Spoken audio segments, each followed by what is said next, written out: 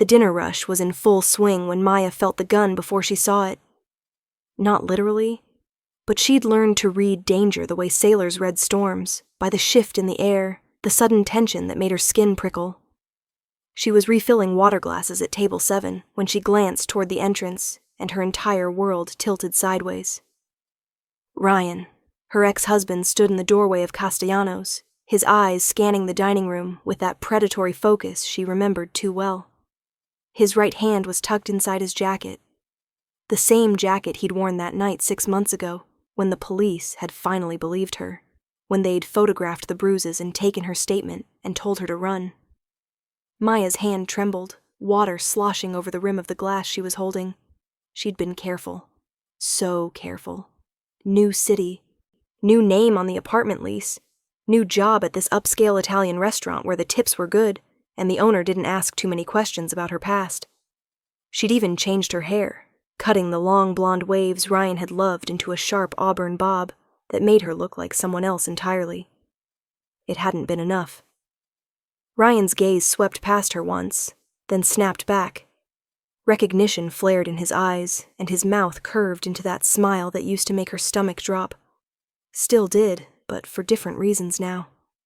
She turned away quickly, her pulse hammering in her throat. The restaurant was packed, couples celebrating anniversaries, business dinners, a birthday party in the corner. At least 40 people.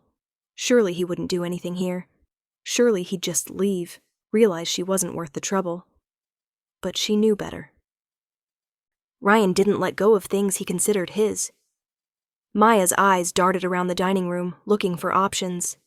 The kitchen was too far, through a narrow doorway where he could corner her. The front door meant walking straight past him.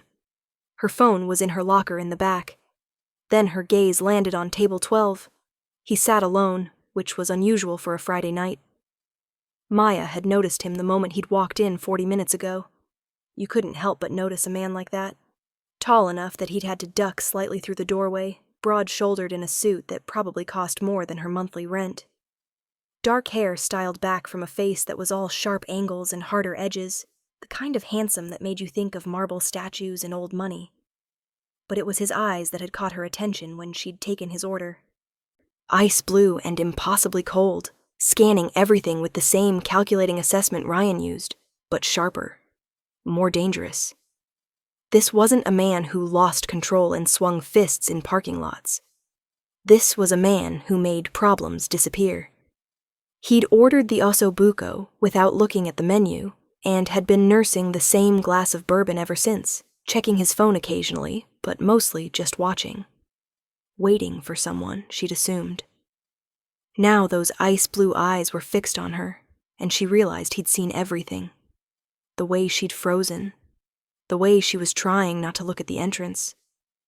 The fear she was fighting to keep off her face. She made a decision. Maya grabbed her order pad with shaking hands and scribbled 4 words, her handwriting barely legible. She approached table 12 with the practiced smile she'd perfected over 5 years of waitressing, even though her legs felt like water. "Sir, I'm so sorry to bother you," she said, her voice somehow steady, "but I need to give you this." She placed the note on the table next to his bourbon glass and walked away before he could respond, heading toward the kitchen like she had a legitimate reason to be going that direction. Her skin prickled with awareness. She could feel Ryan watching her, could feel the other man's gaze too, different but just as intense. Behind her she heard the soft sound of paper being unfolded. The note read, "Her ex just walked in. He has a gun." Vincent Moretti hadn't survived 15 years at the top of the city's most powerful crime family by ignoring his instincts, and his instincts were screaming. He'd noticed the waitress earlier, hard not to when she moved through the chaos of the dinner rush with a grace that spoke of someone used to making herself small, invisible. Pretty in an understated way, with haunted eyes that had seen too much. The kind of woman who probably had a story she'd never tell. He'd been waiting for his younger brother Marco to show up for their weekly dinner, but Marco was running late as usual, and Vincent had been content to observe. People-watching was an occupational necessity when your business involved knowing everyone's secrets, when a wrong assumption could get you killed. So he'd watched the waitress, watched her smile at customers even when they were rude, watched her navigate the cramped space between tables with the efficiency of someone who'd done this job 1,000 times. Watched her pretend everything was fine when clearly nothing was. Then he'd watched the shift happen. The man who'd walked through the entrance was average height, average build, wearing jeans and a leather jacket that had seen better days. Nothing remarkable except for the way he moved, tense, aggressive, a dog straining at a leash. Vincent had catalogued him automatically. Mid-30s, working class, angry about something. The kind of anger that came from a perceived loss of control. Vincent had seen the exact moment the man spotted the waitress. Had seen her freeze, all that careful grace evaporating into pure terror before she locked it down. Had watched her scan for exits like a trapped animal. Now he looked down at the note she'd slipped him, her handwriting shaky but legible. Her ex just walked in. He has a gun. Vincent's expression didn't change, but something cold and sharp settled in his chest. He folded the note calmly and slipped it into his jacket pocket, then picked up his bourbon and took a slow sip, his eyes tracking the man at the entrance. The ex was moving now, weaving between tables toward the kitchen hallway where the waitress had disappeared. His right hand was still inside his jacket, confirming what the note had said. Several diners glanced at him, their conversations faltering as they sensed the violence coiled in his movements. Vincent set down his glass and stood up. He moved with the same unhurried confidence he brought to every situation, the kind that made people step aside without realizing they were doing it. He intercepted the ex 3 tables away from the kitchen entrance, positioning himself directly in the man's path. "Excuse me," Vincent said, his voice pitched low but carrying clear authority. "I think you're headed the wrong direction. Restrooms are that way." The ex stopped, his eyes narrowing as he took in Vincent's expensive suit, the calm confidence, the complete lack of concern. "Get out of my way." "I'm afraid I can't do that." Vincent's tone remained pleasant, conversational. "See, you're making the other diners nervous. Bad for business. I'm sure you understand." "I don't give a damn about your business. That bitch," he caught himself, his jaw clenching. "My wife is back there, and we need to have a conversation." "Ex-wife, I believe." Vincent tilted his head slightly. "And she doesn't seem interested in that conversation. So I'm going to suggest you leave. Now. While you still can." Something flickered in the ex's eyes, surprise that someone was standing up to him, then rage. His hand moved inside his jacket, fingers closing around what was undoubtedly a weapon. "You don't know who you're messing with." Vincent smiled. It wasn't a pleasant smile. "Actually, I don't. But you definitely don't know who you're messing with." He took a single step closer, his voice dropping even lower. "That hand moves another inch, and I'll break every bone in it before you clear leather. Then I'll break several other things. Then I'll have someone dispose of what's left in a way that ensures nobody ever finds it. Do you understand me?" The temperature in the immediate area seemed to drop 10 degrees. Several nearby diners had stopped eating, sensing the confrontation, even if they couldn't hear the words. Vincent didn't take his eyes off the ex, and there must have been something in his gaze, some glimpse of the man behind the expensive suit, the man who'd done things that would make this small-time abuser's threats look like a child's tantrum. The ex's hand slowly withdrew from his jacket, empty. "That's better." Vincent gestured toward the door. "Now leave. Don't come back. Don't try to find her again. Consider this your only warning." "She's my wife." "She's nothing to you anymore." Vincent cut him off, his voice like ice. "And if I see your face in here again, if I hear you've been bothering her, if you so much as drive down the same street as this restaurant, you'll learn exactly how unpleasant I can make someone's life. Trust me when I say I have resources you can't begin to imagine." For a long moment, the ex just stared at him. Vincent could see the calculation happening. Pride warring with survival instinct, anger fighting against the very real fear that was starting to show around the edges. The ex was used to intimidating people, used to being the scariest person in the room. He wasn't anymore. Finally, the ex took a step back. Then another. "This isn't over," he muttered, but it was a weak parting shot, and they both knew it. Yes, Vincent said quietly. It is. He watched until the ex pushed through the front door and disappeared into the night, then pulled out his phone and fired off a quick text to his head of security. Within 10 minutes, someone would be following that car, getting a license plate, running it through their systems. Vincent liked to know exactly who he was threatening. He turned to find the waitress standing at the edge of the kitchen hallway, her arms wrapped around herself like she was holding herself together by force of will. Her eyes were wide, shocked, and when they met his, something passed between them. Recognition of a sort, though not the kind that came from previous meetings. She'd seen what he was, what he'd done without breaking a sweat. And instead of being grateful, she looked terrified. Vincent suddenly felt very tired. He walked back to his table and sat down, picking up his bourbon like nothing had happened. Around him, the restaurant slowly came back to life, conversations resuming with the breathless energy that followed near disaster. But he could feel her gaze on him, heavy and uncertain. After a moment, she approached his table. Her hands were steadier now, but her face was pale. "Thank you," she said softly. "You didn't have to do that." "Yes, I did." Vincent met her eyes. No one should have to be afraid in their workplace, or anywhere else. She laughed, a broken sound. "That's rich, coming from you." He raised an eyebrow. "Excuse me? I saw how you handled him. That wasn't just... You're not just a businessman, are you? Those threats..." She shook her head. "You meant every word." Vincent studied her for a long moment. She was shaking slightly, but she held her ground, meeting his gaze even though she was clearly afraid. Brave, or foolish. Possibly both. "Does it matter?" he asked finally. "He's gone. You're safe." "For how long?" The words burst out of her, raw and desperate. "Ryan doesn't give up. He'll come back. He always comes back. Moving didn't work. Changing my name didn't work. The restraining order was a joke. He found me anyway, and next time..." Her voice cracked. "Next time he might actually use that gun." Vincent set down his glass. "What's your name?" She blinked at the sudden change in topic. "Maya.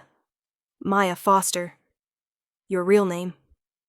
She hesitated, then sighed. "Sarah Mitchell, but please don't." "I won't." He pulled out his wallet and extracted a business card, sliding it across the table. "My name is Vincent Moretti. Call me if he bothers you again, or if you need anything else."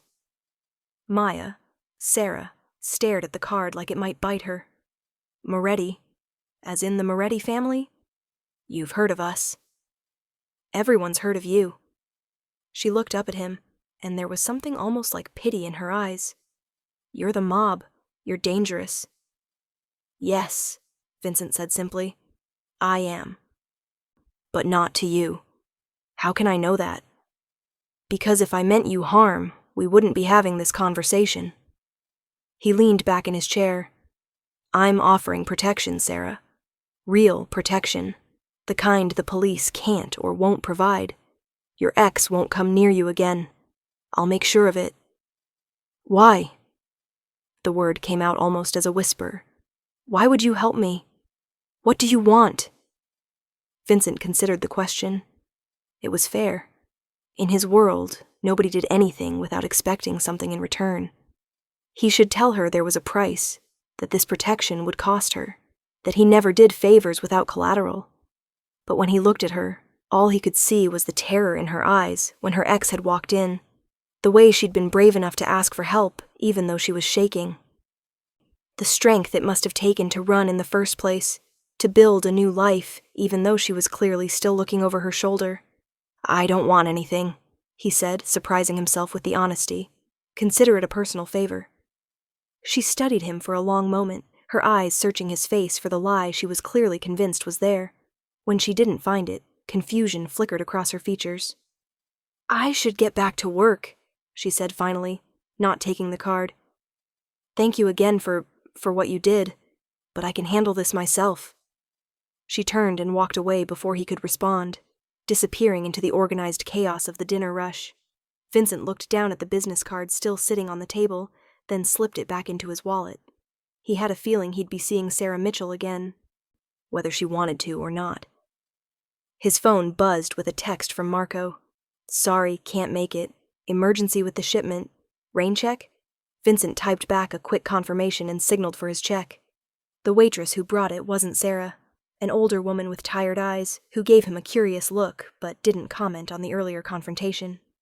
As he left cash on the table and stood to leave, Vincent found his gaze drawn to the kitchen hallway one last time. He couldn't see her, but he knew she was back there, probably trying to forget this whole night had ever happened. He made a mental note to have his security team expand their surveillance. Ryan Mitchell, he'd gotten the last name from the quick background check his people had already started, would come back. Men like that always did. They couldn't stand losing. Couldn't accept that someone had slipped from their control. But Vincent Moretti had built his empire on making problems disappear, and Ryan Mitchell was about to become a very manageable problem. He just needed to convince Sarah to let him help her. As he stepped out into the cool night air, Vincent found himself thinking about the look in her eyes when she'd thanked him. Terrified? Yes. Wary? Absolutely. But underneath all that, there had been something else. Something that looked almost like hope. He wondered if she realized how rare that was. How precious. Worth protecting. Sarah's hands finally stopped shaking around midnight, 3 hours after her shift had ended. She sat in her tiny studio apartment, the chain lock engaged in a chair wedged under the doorknob for good measure, staring at nothing. Ryan had found her. 6 months. She'd made it 6 months in this new city. 6 months of checking over her shoulder and jumping at shadows. 6 months of building a fragile sense of safety. Gone in an instant. She should call the police. Update her restraining order. File another report that would sit in a drawer somewhere while Ryan walked free because he hadn't actually done anything yet, had he? Just showed up at her workplace. Just happened to have a gun. Just made her fear for her life. But the police had been so helpful before. They'd taken her statement after Ryan had put her in the hospital, had photographed the bruises and the broken wrist, had even arrested him. Then his lawyer had gotten the charges reduced and Ryan had walked with a fine and anger management classes he'd never attended. The restraining order was supposed to keep him away, but paper didn't stop fists and it certainly wouldn't stop a bullet. Sarah pulled her knees to her chest, making herself small the way she'd learned to do during her marriage. When she closed her eyes, she could still see Ryan's face in that doorway. The rage, the possession, the certainty that she belonged to him no matter what any court said. Then she thought about the other man, Vincent Moretti. She'd looked him up as soon as she'd gotten home, ignoring the voice that said she didn't want to know. The search results had been illuminating and terrifying in equal measure. Vincent Moretti, 38, head of the Moretti crime family. His father had died 5 years ago, leaving Vincent in charge of an empire that stretched across 3 states. The articles were careful, full of allegations and suspected involvement, but the message was clear. This was a man who operated above the law because he owned enough of it. There were photos, too.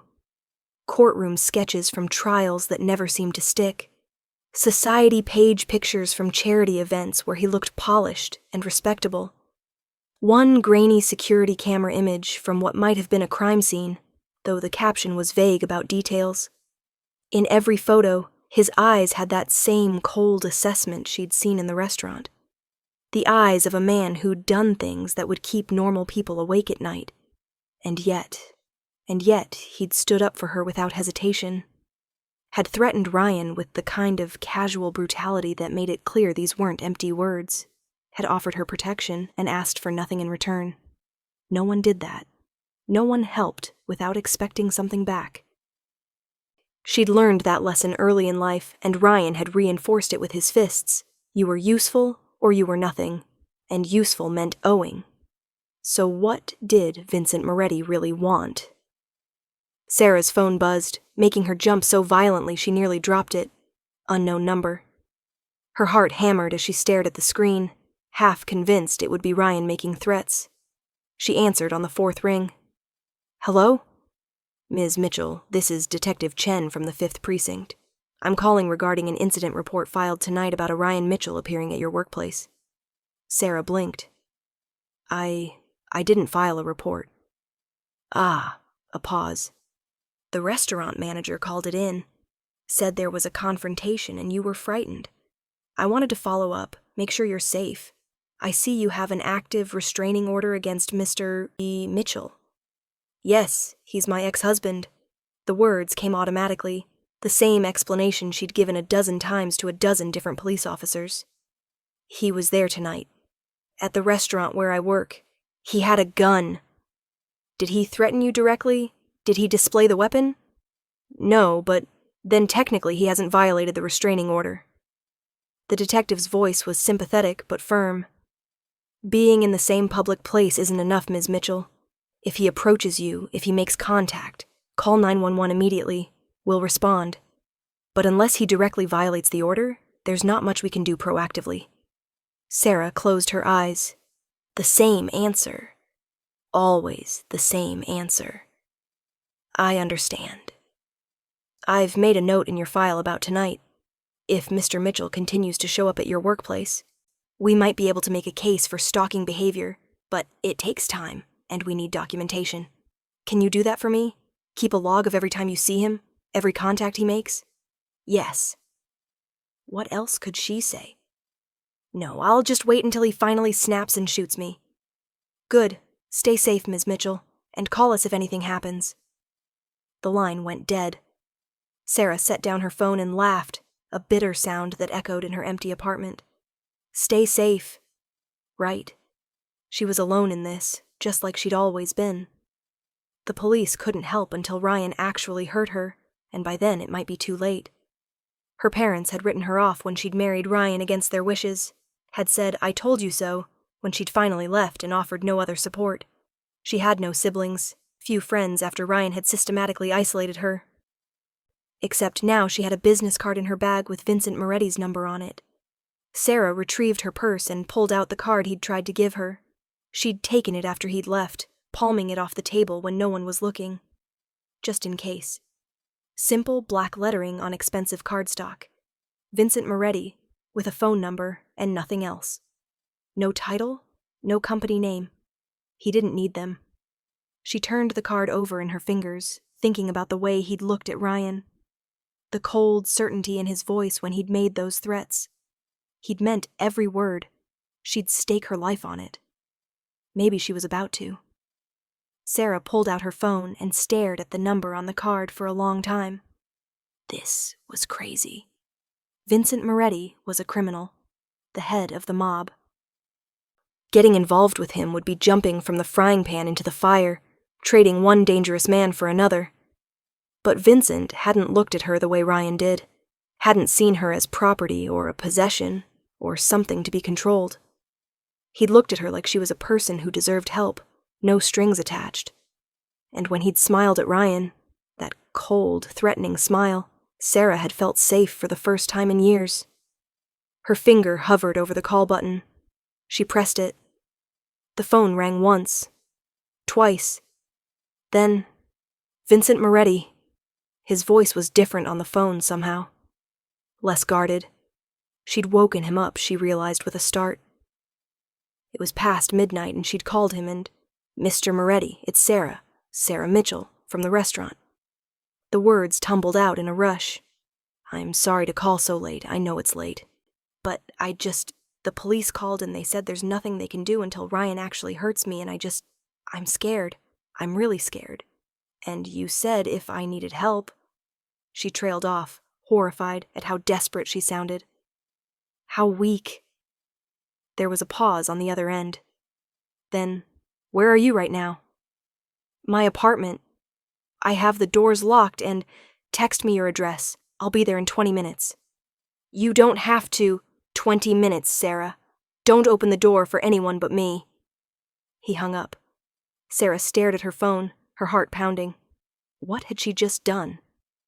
She'd called a mob boss in the middle of the night and asked for help, and now he was coming to her apartment, and and she felt safer than she had in 6 months. She sent him her address with shaking hands, then stood up and looked around her tiny studio. It was clean at least, if sparse. She'd never accumulated much. Ryan had broken most of her possessions in his rages, and after the divorce she'd wanted to travel light. Ready to run again if she had to. Maybe she wouldn't have to run this time. Exactly 19 minutes later, there was a knock on her door. Sarah checked the peephole and saw Vincent standing in the hallway, looking impossibly put together despite the late hour. He was wearing different clothes than at the restaurant, dark jeans and a leather jacket over a black shirt, but somehow still managed to look expensive. She slid the chair away and unlocked the deadbolt and chain, opening the door. Vincent's eyes swept past her into the apartment, checking corners and exits with the automatic caution of someone used to danger. Then his gaze landed on her, and something in his expression softened. "You okay?" Sarah realized she was crying. When had that started? She wiped at her cheeks angrily. "I'm fine. I'm sorry, I shouldn't have called. This was stupid. Can I come in?" She stepped back, letting him enter. He was too big for her small space, his presence filling it in a way that should have felt threatening, but somehow didn't. He moved to the window, checking the lock and peering down at the street below. "Ground floor?" he asked. "It was cheaper, and I thought, if I needed to run?" Vincent turned to face her. "You're not running anymore. Not from him. The police can't help me. Not until he actually does something. Not until I'm already hurt or dead." "I know." His voice was grim. "The system is designed to protect rights, not people. It's good in theory. In practice, it lets men like your ex terrorize women who just want to be left alone." Sarah wrapped her arms around herself again. "So what do I do?" "You let me handle it." "How? What are you going to do?" Vincent walked over to her small kitchen table and pulled out a chair, gesturing for her to sit. She did, and he took the seat across from her, his hands folded on the table between them. "I'm going to give you options," he said, "and you're going to choose which one works for you. First option, I can have my people keep watch on you. Discreet surveillance, round the clock. Ryan shows up anywhere near you, we intervene before it escalates. We document everything, build a case the police can't ignore. Legal, mostly above board. And the second option?" Vincent's eyes never left hers. "I make Ryan Mitchell disappear. Permanently. He'll never bother you again because he'll never be found. Illegal, definitely below board, but effective." Sarah's breath caught. He'd said it so calmly, like he was discussing the weather. Like making people disappear was just another item on his to-do list. Maybe it was. "I can't ask you to kill someone for me," she whispered. "You're not asking. I'm offering. There's a difference." He leaned back in his chair. "I've done worse for less. Your ex is a coward who beats women and waves guns around to feel powerful. The world wouldn't miss him. But I would—" Sarah stopped, surprised by her own words. Would she? Would she really mourn Ryan? "I don't want his death on my conscience." "Fair enough." Vincent nodded like she'd passed some kind of test. "Then we'll go with option 1. Starting tonight, you have protection. I'll put 2 of my best people on you. They'll stay out of sight, but close enough to respond if anything happens. Ryan won't get within 100 feet without us knowing." "Why are you doing this?" The question burst out of her again, more forcefully this time. "I'm nobody. I have nothing to offer you. Why would you help me?" Vincent was quiet for a moment, his ice blue eyes studying her face. Then he said, "My mother was married to my father for 32 years. He was a powerful man, respected, feared. He built an empire and protected our family from every outside threat imaginable." He paused, and something dark flickered across his face. "But he had a temper, and my mother paid the price for it behind closed doors where no one could see, where I couldn't stop it even though I tried. She died when I was 25, and the doctor said it was a heart attack, but I knew better. She'd had a heart attack because her heart was tired of being afraid." Sarah felt tears welling up again, but these were different. These were for the pain in Vincent's voice, barely contained beneath that cold exterior. So when I see a woman running from a man who thinks he owns her, Vincent continued, I think about my mother, about how no one helped her, how everyone looked the other way because my father was powerful and she was just his wife, his property. He met Sarah's eyes. I can't save my mother, but I can help you. The silence stretched between them, heavy with shared understanding. Sarah reached across the table and covered his hand with hers, a gesture of comfort that surprised them both. I'm sorry, she said softly. About your mother. Vincent looked down at their joined hands, and for just a moment the ice in his eyes melted into something warmer. Human. Then he gently pulled away and stood up. You should try to sleep. My people will be in position within the hour. You won't see them, but they'll be there. He pulled out his phone and showed her a number. This is the direct line to your security detail. Any problems, any concerns, you call them immediately. And call me, anytime, day or night. Sarah stood as well. Thank you, Vincent, I mean it. I don't know how I'll ever repay. Don't. His voice was firm but not unkind. This isn't a transaction. You don't owe me anything. He moved toward the door, and Sarah found herself following, not wanting him to leave, even though she knew he had to. At the threshold, he turned back. Get better locks, he said. Deadbolt and chain aren't enough. I'll have someone come by tomorrow to install something more secure. Okay. And Sarah? He waited until she met his eyes. You're not alone anymore. Remember that. Then he was gone, disappearing down the hallway with that same quiet confidence he seemed to carry everywhere. Sarah closed the door and engaged all her inadequate locks, but for the first time in months, she didn't wedge the chair under the handle. She didn't need to. Vincent Moretti had her back, and she suspected that was better than any lock. She climbed into bed and, miraculously, slept dreamlessly until morning. The next 3 days passed in a strange sort of peace that Sarah didn't entirely trust. She went to work at the restaurant, took orders, smiled at customers, and tried not to constantly scan the room for Ryan's face. She didn't see him, didn't see Vincent either, though she found herself looking. But she did notice other things. The man reading a newspaper across the street when she left for work. The woman who seemed to be shopping at the same grocery store at the same time. The black SUV that was always parked somewhere along her route home. Vincent's people, watching, protecting. True to his word, someone had come to install new locks. A quiet man who'd worked efficiently and left her with a security system that probably cost more than everything else in her apartment combined. She'd tried to ask about payment, and he'd just shaken his head. Already taken care of, ma'am. Sarah knew she should feel trapped by all this protection, this sudden involvement in her life. Should feel like she'd traded Ryan's obsession for Vincent's control. But she didn't. Because when she tested the new locks, called the security line just to see if they'd really answer, they did, immediately. And when she'd asked them to give her some space during her grocery shopping, because the surveillance was making her anxious, they'd backed off without question. Vincent wasn't controlling her. He was protecting her. There was a difference, and she'd lived with Ryan long enough to know it bone deep. On the 4th day, she saw Ryan again. Sarah was on her lunch break, eating a sandwich on a bench outside the restaurant. It was a beautiful afternoon, warm with a gentle breeze, and she'd been feeling almost normal when she spotted him across the street. He was leaning against a building, partially hidden by a mail truck. But she'd know that posture anywhere. Watching her. Waiting. Her heart kicked into overdrive. She reached for her phone with shaking hands and pulled up the security detail number Vincent had given her.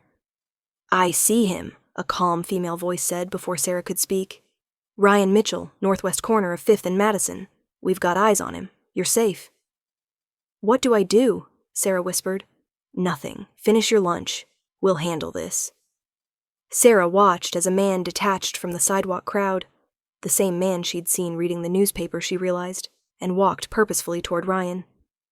There was a brief conversation, too far away for Sarah to hear, but she saw Ryan's body language shift from predatory to defensive.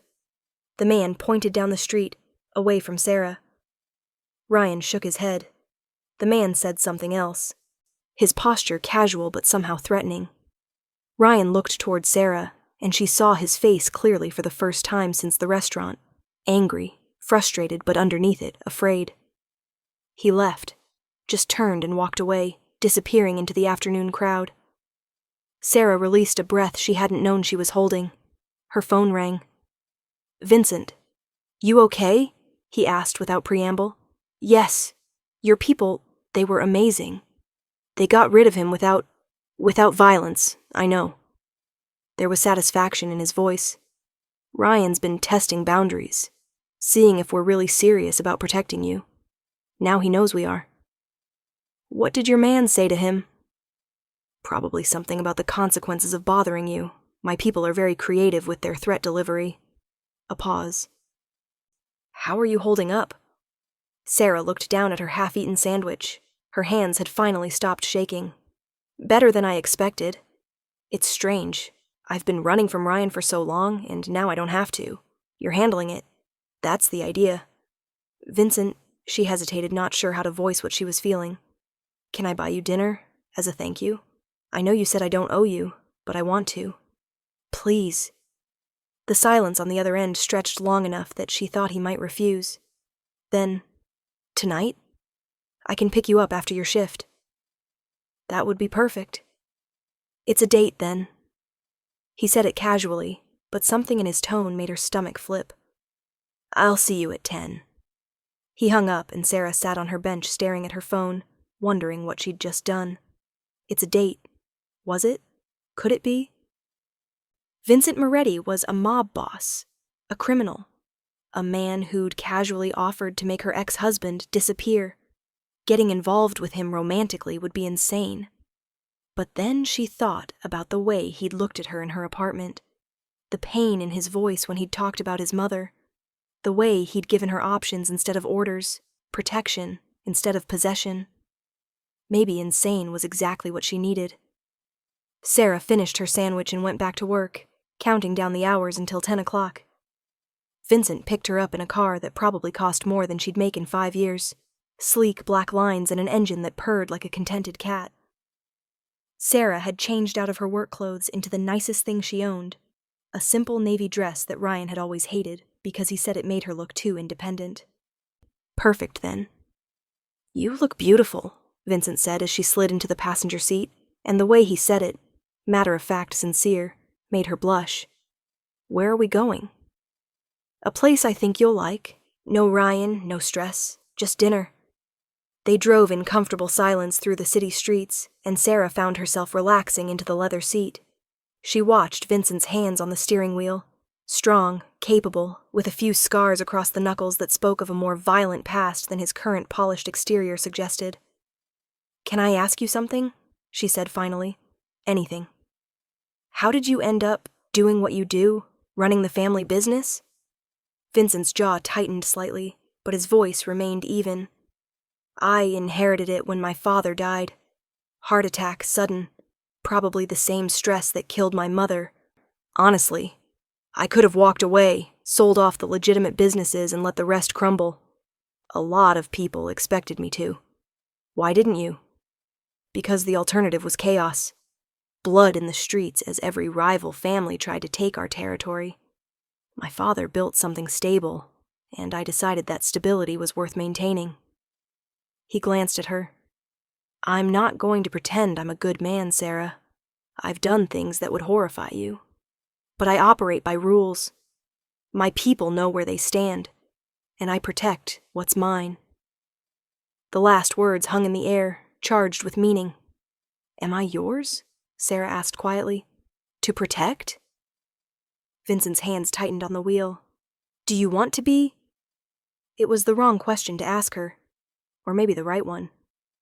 Sarah had spent so long being told she belonged to someone, being claimed and controlled and owned, that the idea of choosing her affiliation felt revolutionary.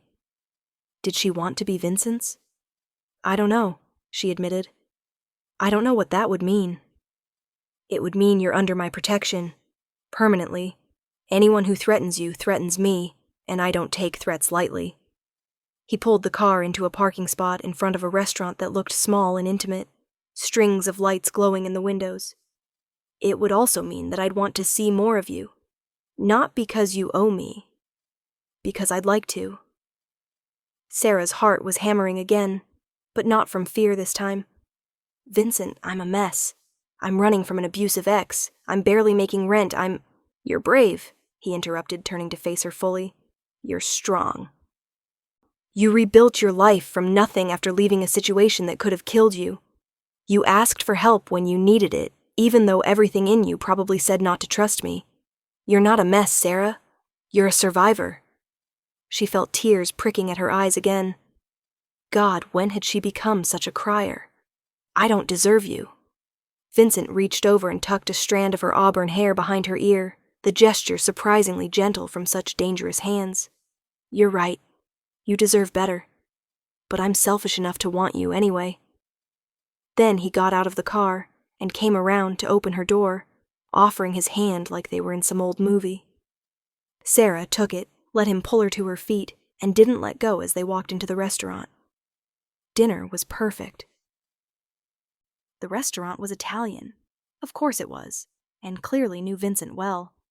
They were shown to a private table in the back, away from prying eyes, and the owner himself brought out dishes that weren't on the menu. Homemade pasta, wine that tasted like sunshine, tiramisu that melted on her tongue. Vincent told her stories about growing up in the family, carefully edited versions that glossed over the violence but gave her glimpses of his life. A childhood spent learning lessons in the back rooms of social clubs. A father who'd been cold and calculating but loved his son in his own way. A younger brother who was more interested in cars than crime. Sarah found herself laughing, actually laughing, for the first time in longer than she could remember. Vincent was witty when he let his guard down, with a dry sense of humor that caught her off guard. She told him about her own past, the normal childhood that had given no warning of what was to come. Meeting Ryan in college and thinking he was romantic, protective. Not realizing until after the wedding that protection and possession were spelled differently, but sounded the same. The slow erosion of her independence, her friends, herself. The first time he'd hit her. The promises it would never happen again. The cycle that repeated until she stopped believing the promises. The night she'd finally left, climbing out a bathroom window with nothing but her purse and the clothes on her back while Ryan slept off a drunk rage. Vincent listened without interrupting, his eyes never leaving her face. When she finished, he was quiet for a long moment. He'll never touch you again, he said finally, and it wasn't a promise. It was a fact. I swear it. Sarah believed him. They left the restaurant around midnight, and Vincent drove her home through the quiet streets. When he walked her to her door, Sarah found herself not wanting the night to end. Thank you, she said, for dinner, for everything. It was my pleasure. Vincent seemed to hesitate, something she'd never seen him do before. Sarah, I need to tell you something, about Ryan. Her stomach dropped. What happened? Did he... He's leaving town tomorrow morning. My people had a conversation with him today, more explicit than the last one. We made it clear that staying in this city was no longer a viable option for his continued health. Vincent's expression was grim. He's scared enough that he'll run. And we'll be watching to make sure he doesn't come back. Sarah felt like she couldn't breathe. He's really gone? Just like that? Just like that. You're free, Sarah. Truly free. No more looking over your shoulder. No more fear. She should have been relieved. Ecstatic. She'd been running from Ryan for 6 months, and now he was just gone. Problem solved. So why did she feel like crying? Hey, Vincent's hand cupped her cheek, tilting her face up to meet his eyes. What's wrong? I don't know. I should be happy. I am happy. The tears spilled over despite her best efforts. What do I do now? I've spent so long being afraid, planning my escape routes, waiting for the other shoe to drop. If I'm not running anymore, who am I?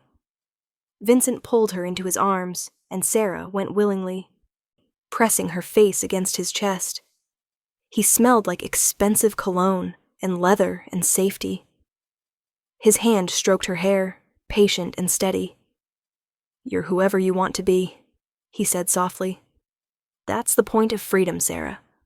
You get to choose." She pulled back enough to look up at him. "And if I choose you? Is that allowed?"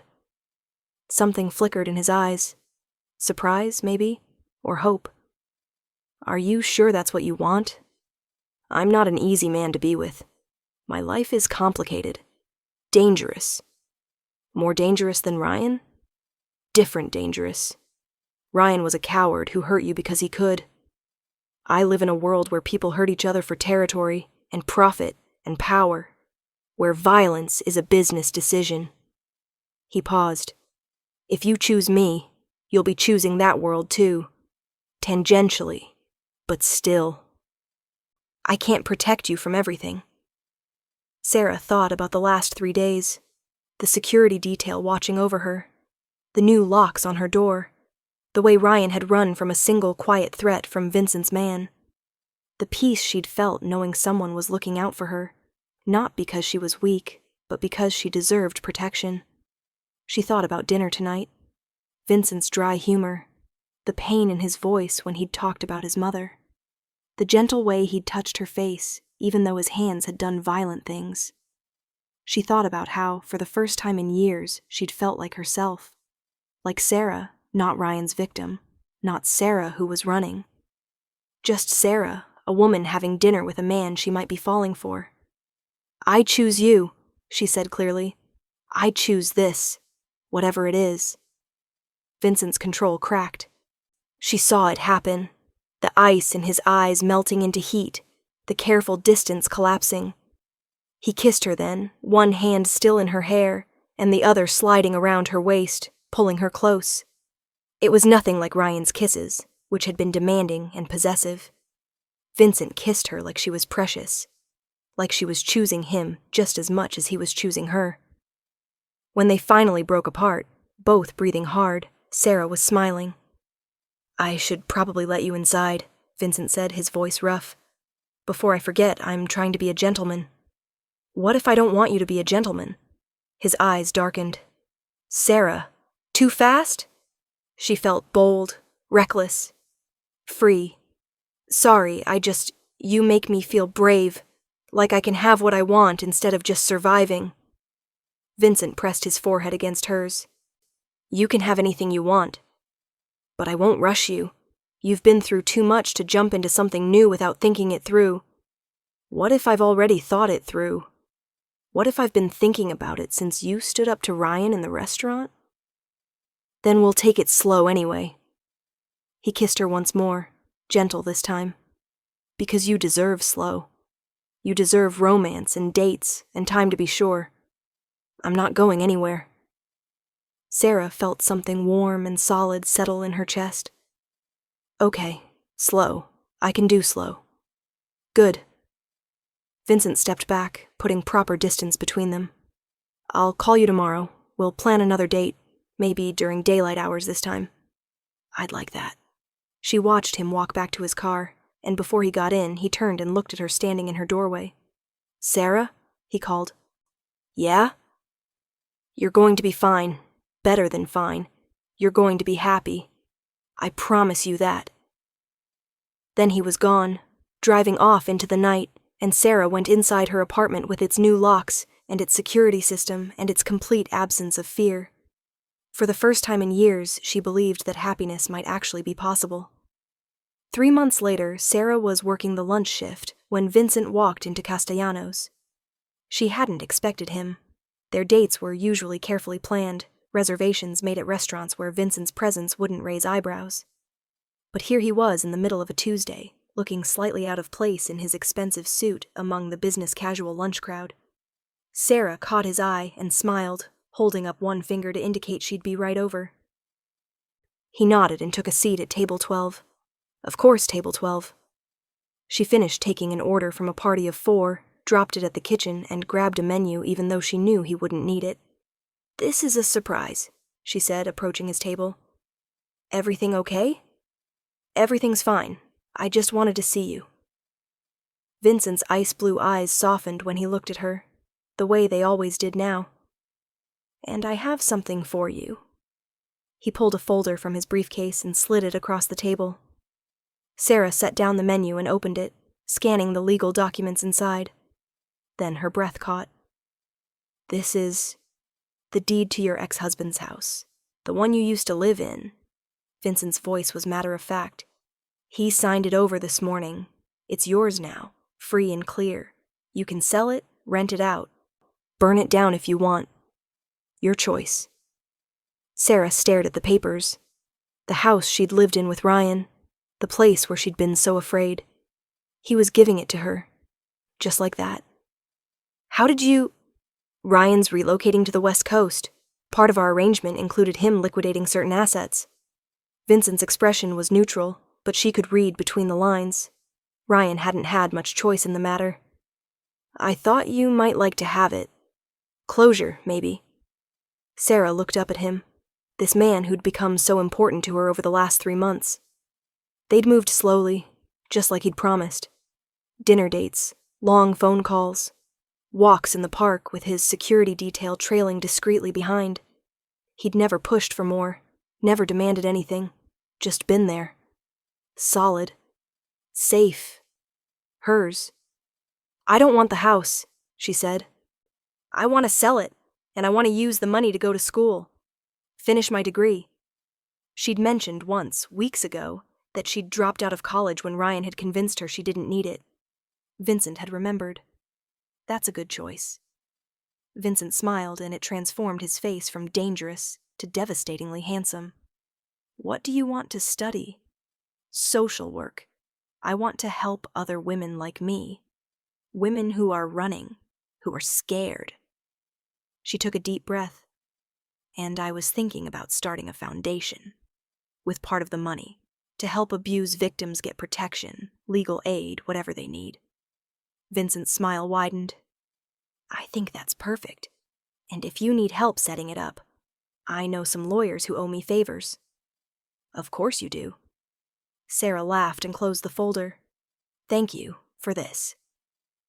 "For everything." "You're welcome." He paused, then said carefully, "Sarah, there's something else I wanted to talk to you about." Her heart rate picked up. Something in his tone, in the way he was looking at her. "What is it?" "These last 3 months have been the best I've had in longer than I can remember. You make me laugh. You make me want to be better than I am. You make me feel like maybe I'm not just the sum of my worst choices." Vincent reached across the table and took her hand. "I'm falling in love with you, probably already fallen, and I need to know if you feel the same way, because if you do, I'd like to make this official." Sarah's mouth went dry. "Official how?"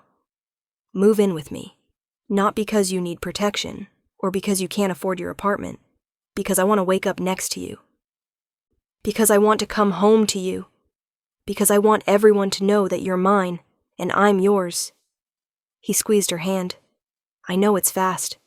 I know we said slow, but I'm 40 years old, Sarah. I don't have time to waste on slow when I've found what I want." She should have been scared. Should have remembered that moving in with Ryan had been the beginning of losing herself. Should have worried about moving too fast, about getting trapped again. But when she looked at Vincent, all she felt was certainty. "Yes," she said.